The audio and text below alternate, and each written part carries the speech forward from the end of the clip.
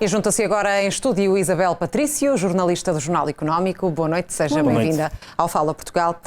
Estas são medidas adequadas e suficientes para fazer face ao aumento do custo de vida? Não é o que diz a oposição, que reclama medidas mais musculadas. Por exemplo, o PSD diz que se esquece inteiramente a classe média e fala na necessidade de haver mexidas no IRS. Mas sobre isso é preciso lembrar que há mexidas no IRS previstas no Orçamento do Estado que só entrarão em vigor no verão, mais tarde, e que, portanto, nessa altura libertarão algum rendimento e que irão complementar estas medidas que foram anunciadas hoje. E são apoios demasiado conservadores e tardios, Isabel?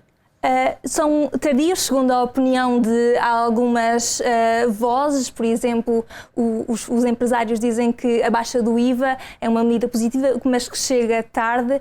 O Governo diz que neste momento foi o momento em que foi possível perceber os resultados da economia para 22 e que, portanto, esses resultados serão agora distribuídos pelas famílias que têm, então, enfrentado algumas dificuldades face à escalada dos preços e face à escalada dos juros.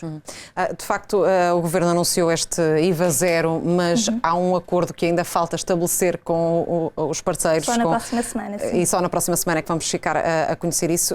Já não deveria ter sido assinado? Faz sentido este anúncio sem a medida, no fundo, estar acertada com todas as partes? Certo, o Governo diz que o acordo será assinado no início da próxima semana e mostra-se conveniente.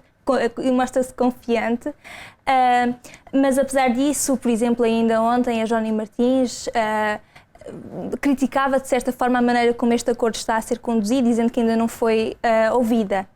E pode cair, sendo assim? Sim, se cair aí, então toda a medida está em causa, tendo em conta que, por exemplo, em Espanha o IVA foi reduzido para 0% e acabou por não ter reflexo no preço que foi oferecido ao consumidor, e o Ministro das Finanças já veio dizer que não acredita numa redução do IVA para zero neste cabaz se não houver esse acordo. Portanto, sem acordo, a medida cairia. E deveria este Governo de maioria absoluta de António Costa ter ido mais longe, nomeadamente em relação à classe média?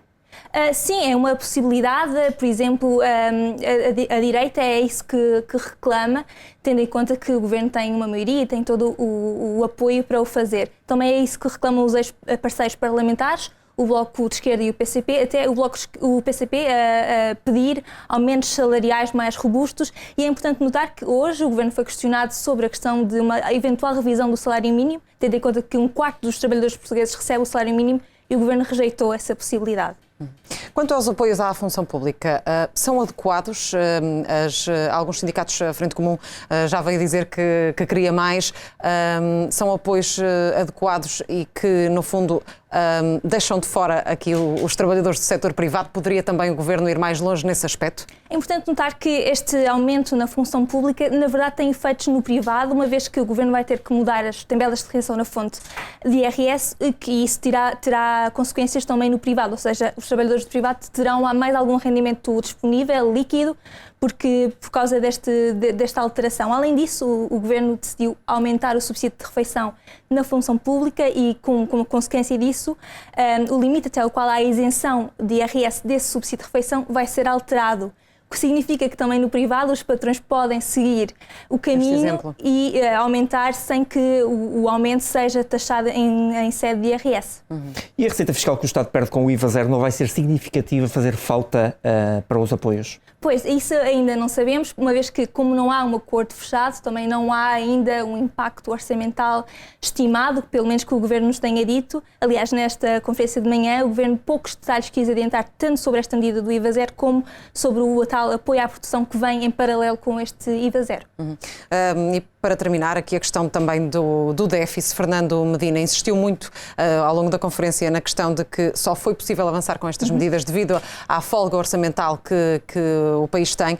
Tem razão o Ministro, ou este dinheiro já devia estar a ser aplicado em ajudas há mais tempo? Pois, o que o Governo diz é que estes resultados foram estes resultados que permitiram exatamente ter esta folga para dar os apoios. Mas também há quem critique que os apoios deveriam ter sido muito mais prematuros, mais precoces, evitando que as famílias passassem tantos meses em dificuldades. Muito bem. Isabel, muito obrigado. E até uma próxima oportunidade aqui na Record TV. Obrigado e boa noite. Boa noite, obrigado.